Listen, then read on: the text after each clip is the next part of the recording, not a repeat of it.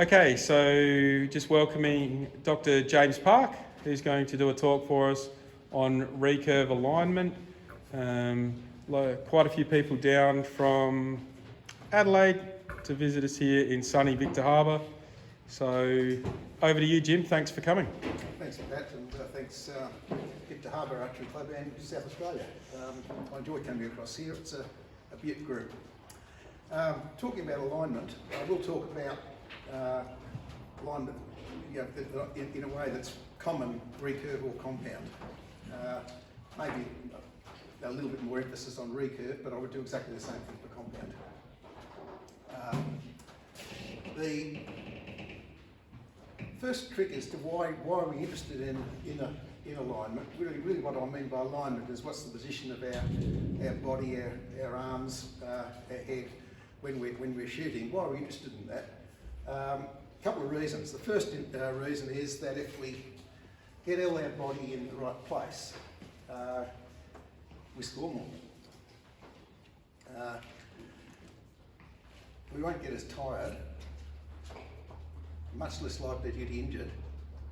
There's all bonuses.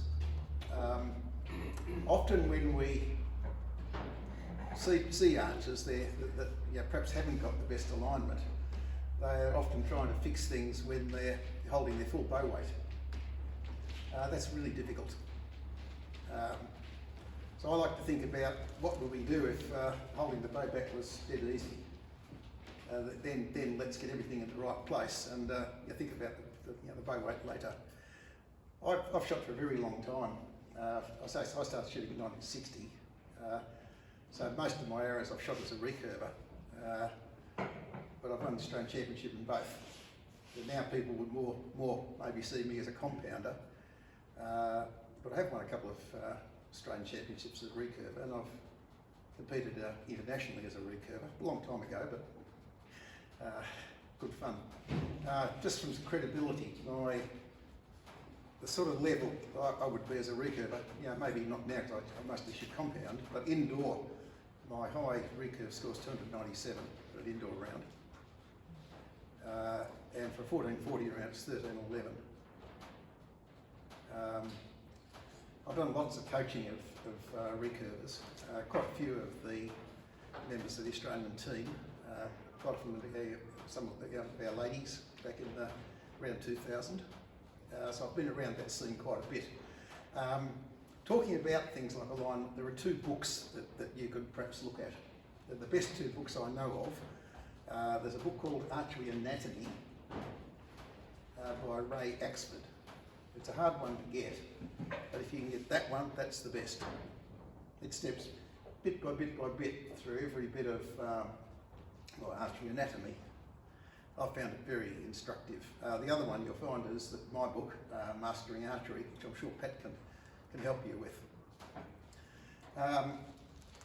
So I mentioned that often we see recurvers trying to do things with heavy draw weight. Back in the 60s, 70s, we had a standard rule for recurve. And that standard rule was find out the bow draw weight that you could shoot the last arrow of the day properly. Now shoot your 1440 round, shoot the last arrow at the last distance properly, take off 5 pounds. And that will get you your highest score. So if you can shoot the last arrow of the day properly with 45 pounds, then shoot 40 pounds and you'll score more. Now I don't see that happening in modern archery. People generally tend to go a bit high. Now, I think people often go too high. And the thing that suffers, aside from their score, is they can't get their technique right. So I would generally push people down a bit in draw weight. I know people don't like to do that, but they do like to score more.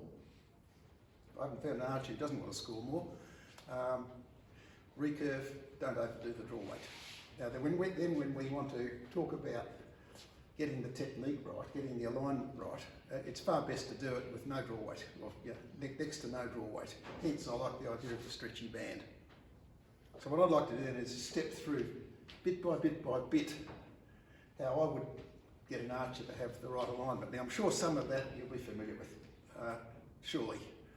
Some of it we may not, or I might have a different slant on things. Happy to discuss that or have arguments about that. But what I'll do, I'll show you is what I do to get people into the right alignment. And hopefully we do that a bit interactively. And to do that, we'll use the TheraBand. I hope we've got enough to share around. I think we will have. So what I want to do is to get all of you doing that. So when I talk about alignment, I like to start with how people stand. I'd like to have people just stand at ease, just like this. So you might like to do that right now. So just if you can just stand just at ease with your hands by your sides. That's the basis of the technique. That's how we want archers to be standing. So nice and relaxed. Now, the next thing I want you to think about is your shoulder position. What I'd like to do is push your hands as far down your legs as you can push them, right down below. Now, what we're trying to do there is to push our scapula. Sorry, push the breast, the collarbones right down against your ribs. So if you push your hands right down against your legs, pushing your collarbones right down against your ribs, that's as low as it'll go. Now, depending on your build, depending on in particular how far you are through here versus that width, it can look differently. If I could have you two come out here. No, not your colleague, and just stand side by side facing that way and do exactly what I just did then. And hands down, right as low as they go. Now, if you see a very big difference in the shoulder angle, you see the shoulder angle here is very different. The shoulder angle here, slightly obvious, isn't it really? And I think I'd be in between those two. So I'd be in the middle. Now, what that means is that if we take the width through here versus that width, thinner, a bit thicker.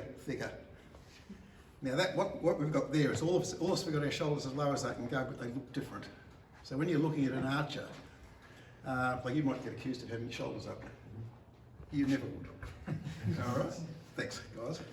So just be aware when we're getting people into this starting position for shooting, be aware that people are built different, and that means that their shoulders are going to be different. All right. Again, if I look at Georgina and Harry, I can see the same difference. Georgina's are flat and Harry's are angled. All right.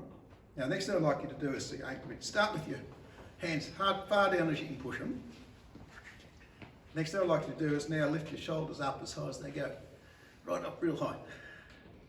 So it's actually a very large range of movement in that joint. All right, so the big range of movements. What we're trying to do when we have our archers shoot is we want them there. Far down as we can get them. We don't want them in the middle. We don't want them up the top.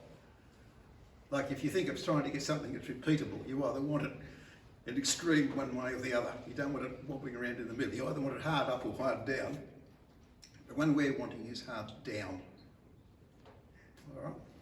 So then thinking that we want those shoulders to be as low down as we can get it, what I'd like you to do, then you might be able to spread out a little bit, is I want you to raise your arms, but not raising your shoulders.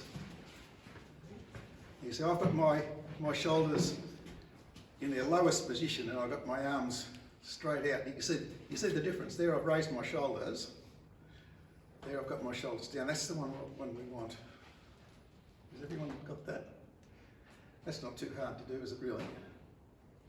Next thing I'd like you to do is to just go back to our start with our shoulders as low as we can get them, and hold that one down. Hold your bow arm one down, and raise to make certain it's not going up. All right, that's easy to do, eh? Now, one way you can help archers do that. Can I volunteer again? The way you can help archers do that is, one thing I like to do is to get them stand like this. First, let me make sure they're happy that I put a hand on them. I'd like then to hold the shoulder there, and I'll raise the arm. Now that's right down low. That's one thing you can do, is you can say, I'll put my hand there, then I help you raise the arm. All right. Now, interesting in raising the arm there, I'm keeping the same orientation of the humerus. Right, so we're not turning the arm at all that way, we're just straight up from by the side with that down. And I can feel that's right, you can feel that's right down. Thanks. Okay, happy with that? So, now, in doing that, the next thing we want to do is to say, starting in our position like this. So you want to be able to do that without raising your shoulders. Then we just raise one, the bow arm, and you can see that my palm is aimed at the ground. So I want everyone to see palm aimed at the ground. Now if we have the palm aimed at the ground, you should be able to see that joint. Very important, you can see that joint from the side. Like as a coach, you should be able to see that joint. And you can see that my palm's aimed at the ground. Or if I bend my arm, it's horizontal, it's not vertical. All right. So that's the arm, that's the bow arm position. Now we can either have our arm in different positions that way. But what I want is it reasonably back. I'm not as flexible as I used to be, so I can't back as far as I used to go, but I don't want it round here, I want it round the side. That's going to be important. Happy with that? Everyone doing that right? So that's a good way to getting started with the technique. Next thing I've got to do is got to be able to hang on to the bow. Now, we can't hold on to the bow like that, of course. But we nearly can, or we can just, now we can hold on to the bow. So the important thing in doing that is, I haven't changed anything here, all I've done is that. Now what I want is, in doing that, you see the angle of my knuckles,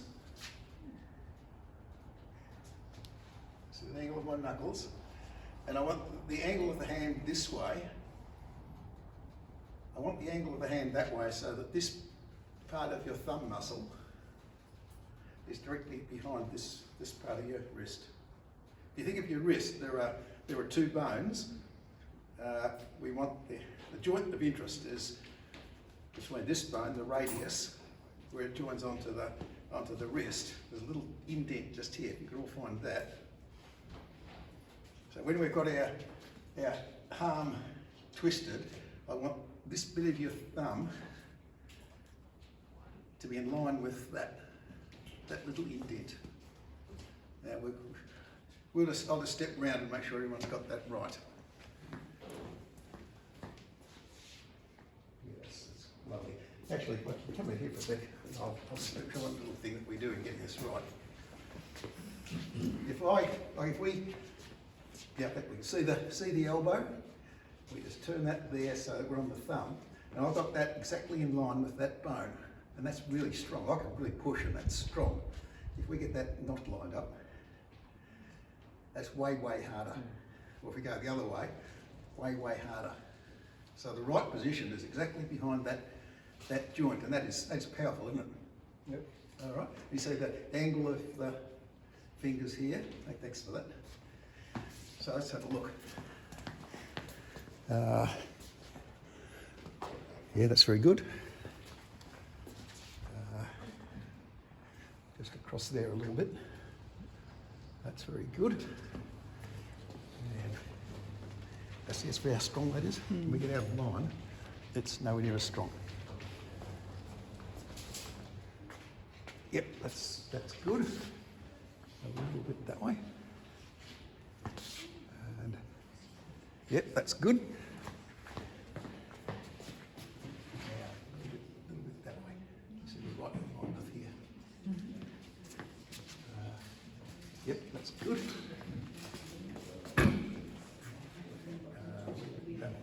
Sorry. That's all right. So we're trying to get it lined up exactly behind there with where I'm pushing. Right. Gotcha. That one, Jesse. You can see how strong that is. And so you're lined up here. Mm-hmm. So we can push it across there a little bit, and you're lined up, and then it's strong. Just turn it that way. Yep. Ready? That's right. Just there, so right in line with that bone. Just there. Yep, that'll do. That's really good. That's over. Yeah, it's right in line. That's very good. So I can't really swap my arm. That may be good. Just, yeah. All right. Yep. Got one more That's over good. in the middle. And who else have we got? One more. One more. It's very important to get this right, and so it's, I take the time. You just get it that way a bit, just lining up with there. Now, so it's very important we get that right, because if we don't get that one right, for example, when we come round to tuning the bow, it won't work. That one is fundamental. Happy with that? Now, the place we want the pressure on the hand is, if we've got the trouble doing this sometimes. I was giving a talk at one of the clubs about all the back muscles, so we drew all over, and you got the fittest muscly guy, and drew all over his muscle structure in his back, perfect pen. I think we've had an awful lot of trouble getting it off. So that's the lifeline, and the lifeline is the edge of the thumb muscle. So this side is palm, this side is thumb muscle. And the bit where we want touching the bow, well, sorry, let me rephrase that. The bit where we want the force from the bow on the hand is that bit. Right, so we want the force on the thumb muscle, not the bottom of the thumb muscle, but more towards the top, not on the webbing, but right in the meat of the thumb muscle there. We certainly don't want it on the palm. We don't want it down the bottom here. Get it down the bottom, it'll come across onto the palm. And if we get onto the palm, we'll then twist the bow. So the very first thing that'll happen is you won't be able to tune the bow, and the arrow flight won't be really good. Now compound, of course, that's very easy to do because the grips are very narrow and usually we only have a little bit on the bow. Recurve, you're probably going to have a lot of your hand touching the bow, even on the palm. But the pressure should be there. That even though other bits are touching, that's where the pressure's got to be. And so what I'm trying to do is to get that pressure bit exactly behind that joint. So if I get the pressure exactly behind that joint, I then don't need any muscular effort to hold the hand in place. Makes sense? Unless we can use muscles, the less energy it takes and we don't get as tired and we're stronger. A couple of you there where I put you off alignment, it's much harder to then hold your hand in the right place, isn't it? Much harder. Where if we get that lined up with that joint, you can push really hard and there's no effort to keep it lined up. As soon as we get offline, it's a lot of effort, a lot of muscular effort in your forearm to hold your hand in the right place. So that's important. And that's important, recurve and compound. And I say that the place that I see it most often is when people can't get their bow tuned. That's one of the reasons that they get that wrong. If you have a compound bow, getting that wrong, you end up with things like awful paper tears, awful arrow flight, and I see it all the time. So that's important. I should mention that what I'm covering here, I've got a couple of sheets of paper that step through bit by bit what I'm covering, and Pat will have that available.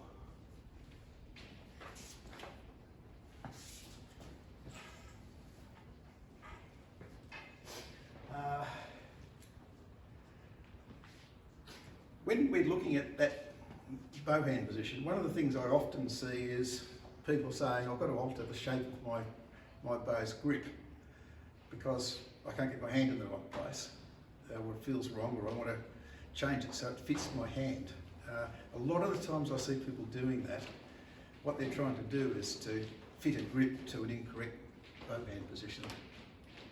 If you take a reputable bow manufacturer like Hoyt or Win & Win, they get the bow handle shape correct.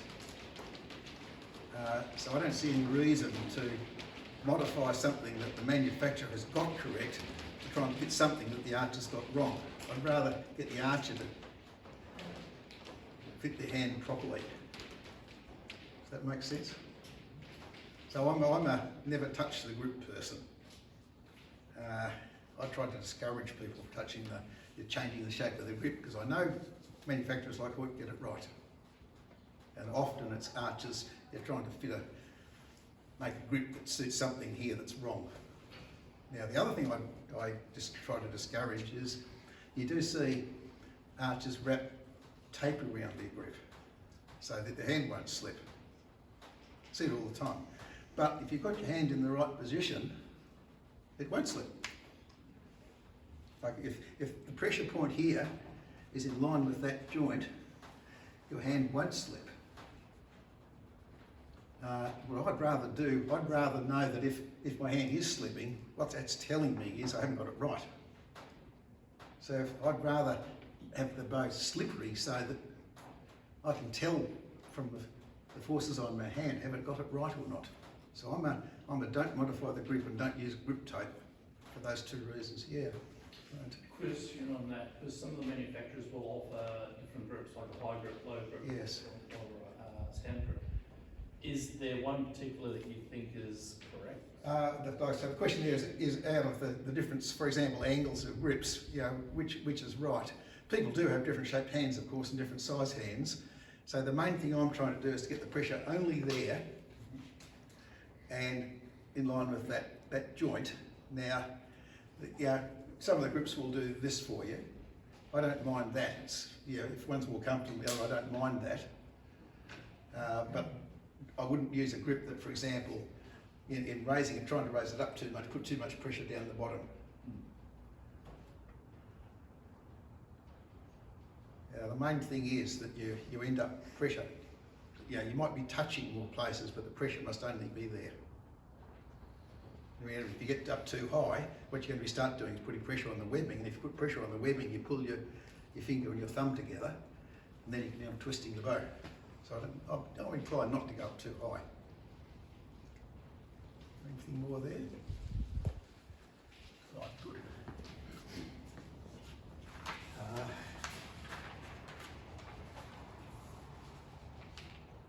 Now, I often get questions, we've got our bow arm.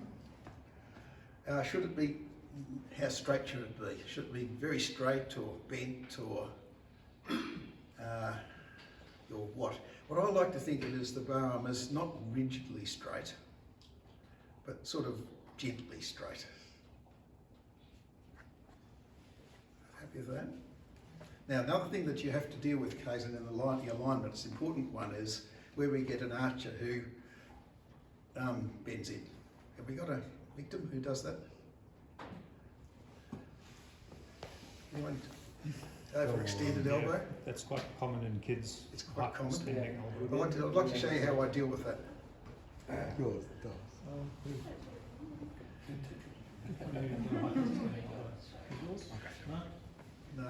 No victims? No. None that want to stand out front.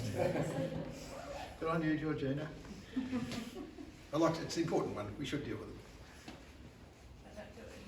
it. No, Georgina just fixed it, which is wonderful. So facing that way, Georgina. The way, if we put the arm up, see Georgina's overextended there a little bit. Not much actually. It's very good. That's impressive. I've seen much more overextended ones. Problem is if they're there, go hit the elbow. But how do we deal with that? Let's just pop the arm down again. If we just raise that low, like I said before, it's not overextended. So it's often that people put the arm up like that, and then it overextends that way. Where just about always you'll find if we just do that, not overextended, and we've got clearance. Thank you. So I've rarely found someone with an overextended elbow that just raising it like that, we can't get it in the right place. It's when it gets around there, it'll overextend. Right? And so if you've got an arm where you can't see my elbow joint, then you've got someone with an overextended elbow, it'll be poking out and we're in trouble. But if you get it raised like that, we can see the joint, usually it will not be. Now, you still can get one that is, and then we might have to bend the arm a little bit, for example. All right.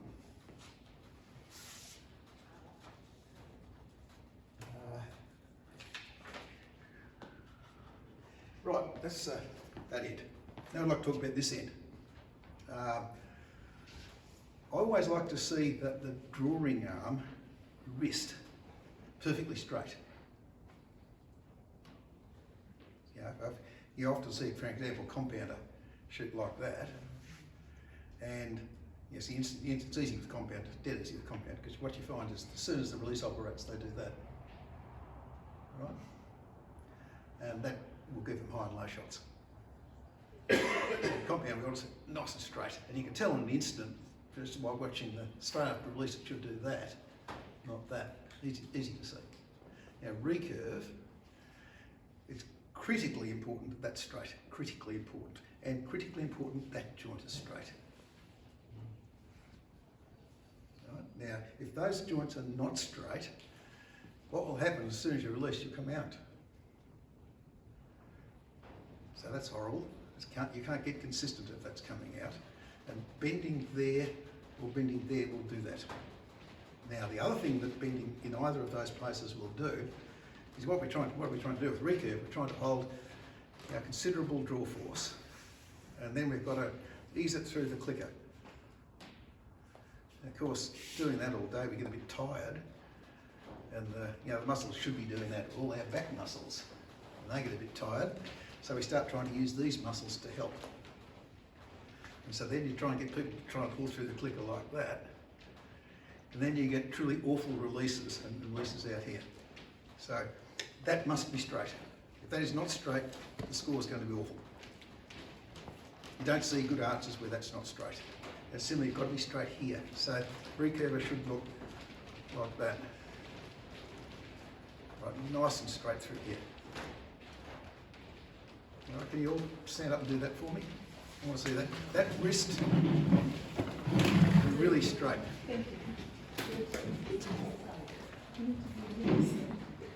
Really straight. Yeah, right straight. Back of the hand and the wrist. Back of the. This one. And that, straight as well. Does anyone not want to be filmed?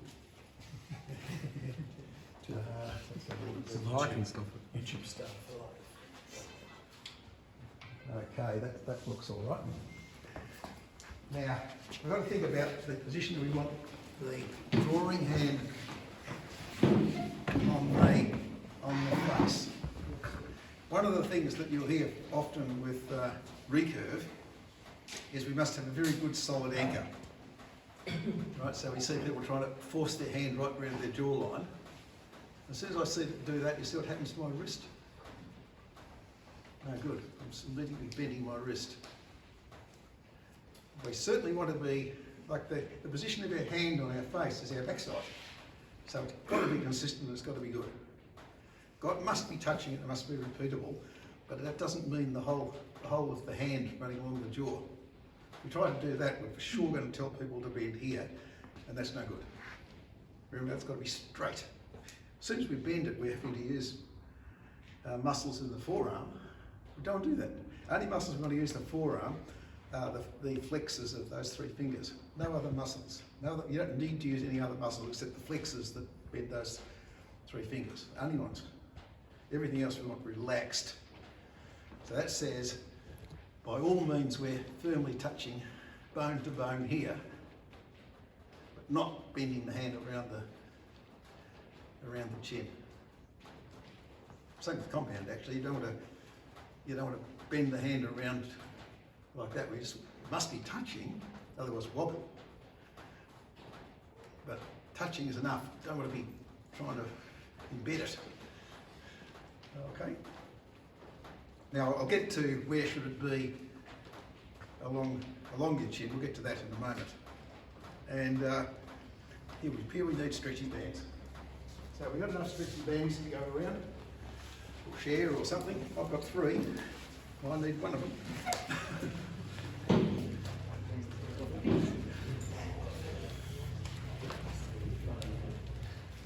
Who needs stretchy bands? Here's what I need. I've got one more to share around. I must get them back because my wife will be very annoyed if I don't get them back because I nicked them. Now I think this is far better to try doing this with a stretchy band, not the bow. The bow's going to be too strong. Try this with the bow, it'll be too strong. So what I want you to do is to hold it on your hand like that. Just trying to get the wrist in the right place. So crossed over on the hand. And remember, we're trying to get that. Remember the position we had for the bow hand. Don't make it. We're not going to make the thing super strong. We're only just trying to have a tiny little force, so it's perfectly easy. Now, just get into the position where I am there, and so that we can see that that joint is underneath the TheraBand. Can you see that that's underneath the TheraBand? I'm not pulling it back, guys. I'm just down it, holding it just braced. All right. I'm not out here. I'm there. You all got fair go at that. Now, with those who haven't got the TheraBand, we'll give you a go in a second. Next thing I want you to do is I want the TheraBand at eye level. So the middle of the TheraBand at eye level, higher than that, there. Up where I am. See, I can look just under my forearm. Hi, Jason. I want you to, yeah. Actually, I'll get your TheraBand around the other way so that. Yeah. Now I want you to be able to see. Like I can see through the middle of my TheraBand. Now the reason I'm up there is then pulling back the bow. When we pull back the bow, we only want to use the back muscles. We don't want to use any arm muscle. Now to use no arm muscle, what I've got to do is to have this joint on the line of force. Now the line of force is from pressure point on the bow's grip, the pressure point on the string. That's the line of force. Okay, and it's not the line of the arrow. It's from where the hand is on the grip. We want this joint on that line of force. You see that elbow joint is now on the line of force.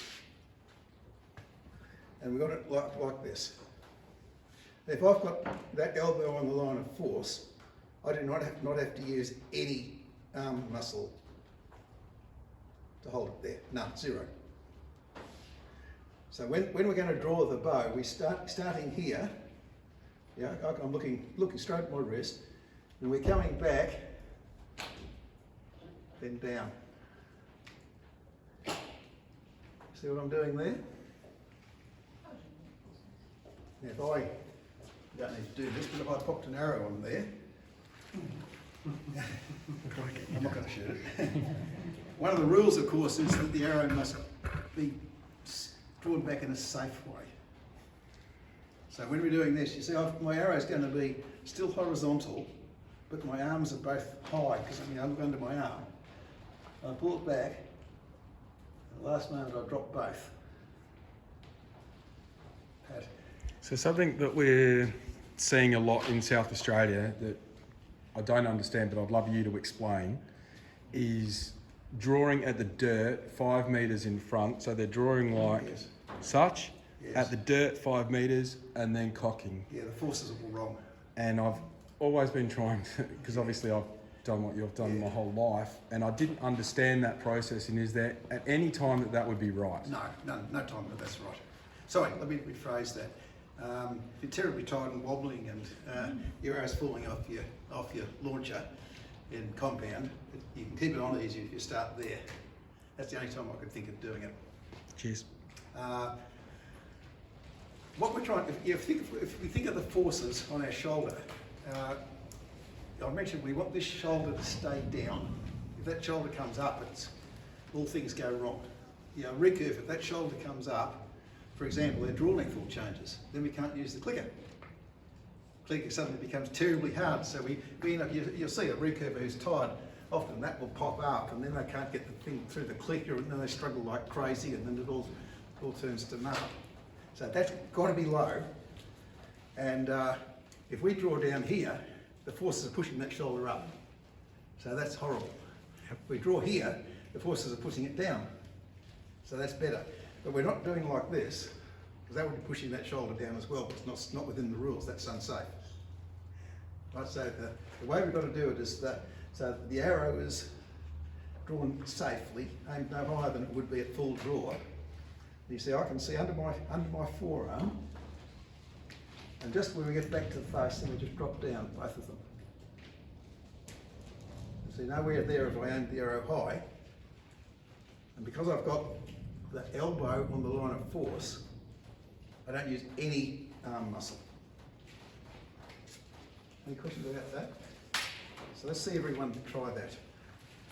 So we get, let's make this a little bit shorter. So you see, I can see under my wrist. I'm not sky drawing. And as I pull it back, when I get to not far of my draw to go, I just drop both hands down to where I'll be at full draw. And so doing that, I'm not using any arm muscle. As long as this elbow joint is on the line of force, no arm muscle, so I don't get tired and I don't wear out, and I'm stiller and I score more. So let's see everyone have a go at doing that. That's good. Put back a little bit more. You want to go back a little bit further, then drop both. Yeah. Yep. Yep. That's good, Pino. It's lovely. Let's have a look. No, when you pull it back a little bit more, then drop both.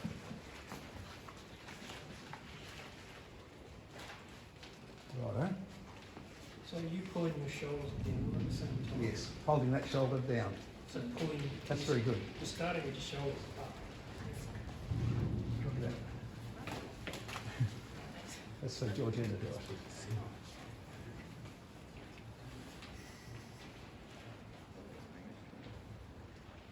Yeah, so obviously under that arm. Higher. Hand higher. There and that. So it's there, that. All right. So you can see how we can help an archer do that pretty easily. Harry, what do you look like? So Brandon, whilst I like this, you're not changing anything before World Champs, okay? Brandon, you want to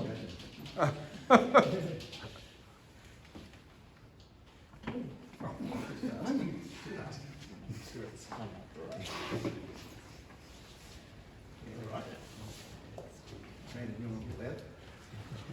No touchy, Brandon. Yeah, that's all right. All right.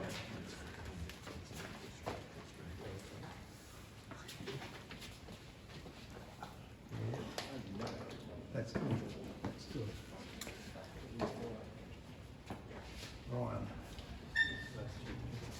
Yeah, that's a long one, isn't it? Yeah, that's good. That's very good. Okay. And Jesse. That's Jesse look nice. That's good, right? Just don't shoot Jesse. Need him to be at work on Monday.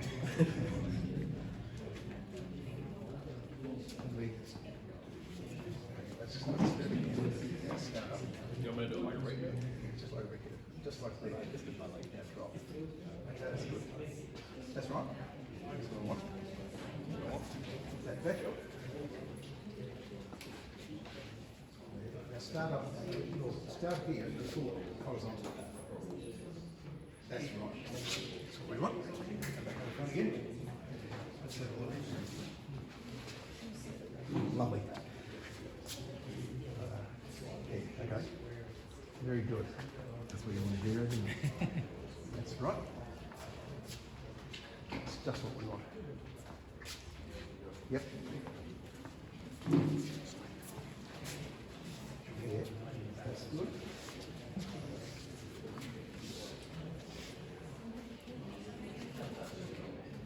Very good. Good one. That's right. Everyone had a go? Has everyone had a go? Everyone happy with that? So what we're trying to do with that is to keep the drawing arm elbow joint on the line of force. And the line of force is where the hand is pushing on the grip and where the force is on the string. So recurve is your middle finger, compound it's the hook of the release device. So we're trying to get those lined up, your elbow on that line, because the elbow's on that line, you don't need to use any muscle power from your arms. It's all back. So it's all that.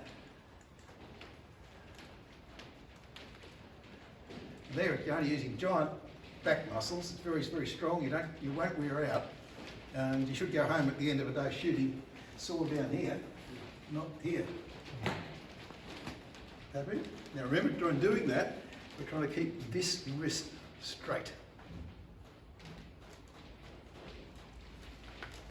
So remember, only muscles we're using in the drawing arm are the flexors for those three fingers, nothing else. Then we've got to think about where is full draw. Well, full draw is, you remember we've got to have elbow, point where we attach to the string, and the point where the pressure is on the grip in line, is wherever that gets to with those in line. So you can see for me, if I'm on the front of my chin on the chicken wing, I come a little bit round the side of my chin, no chicken wing. Happy with that? Now, in doing that, you influence that a lot by where that shoulder is. So we've got to have that shoulder, like if I have my shoulder way out here, it's a different situation to if I'm here. That's very different to there. What we need to do, so we're trying to minimise the muscle use. Least muscle use, score more. And we minimise the muscle use if that shoulder is as close as we can get into the bow without the string taking your elbow, taking your forearm off. Remember, because we've got our bow arm in the correct position, we're not going to take our elbow off. We've got rid of taking your elbows off forever. If the string hits you, it's going to hit you here now. So what we do is we rotate the upper body into a position where as far as we can go without taking the forearm off. Because that's minimised all the muscle use around the drawing out of the bow arm shoulder. Now, that's where we need to get to. So the place we need to be at full draw is that shoulder as far as it goes and a hand on our chin so that we're in line. All right?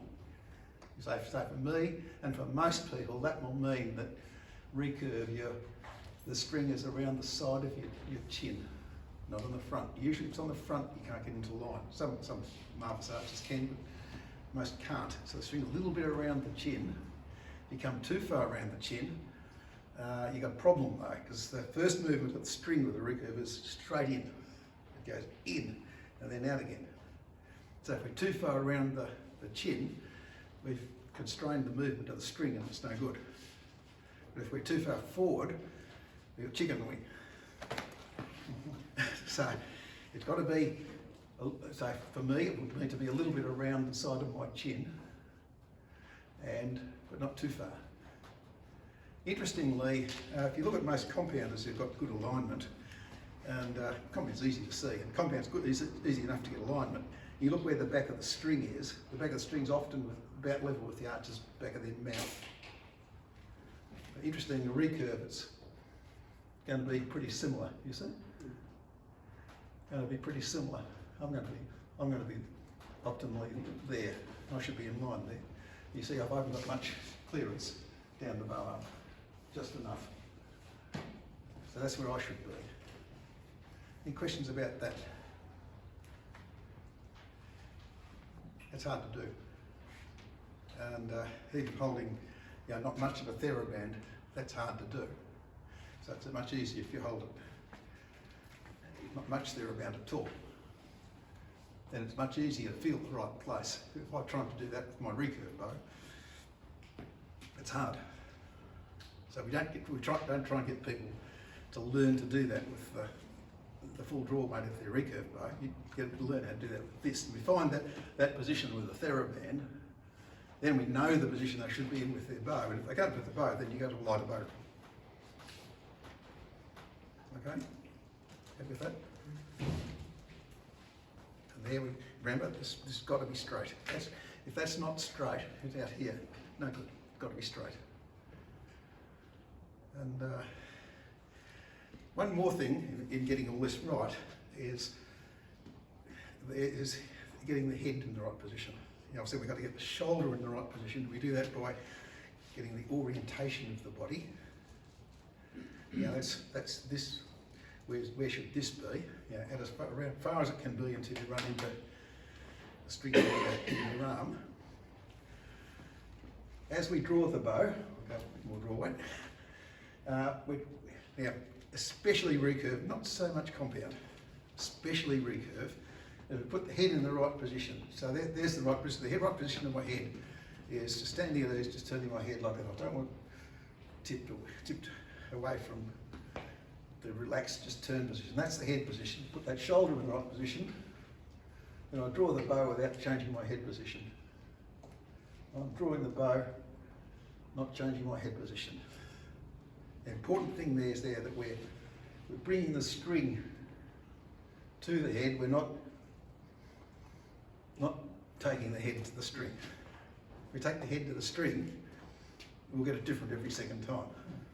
No good. So we're at the start of the draw.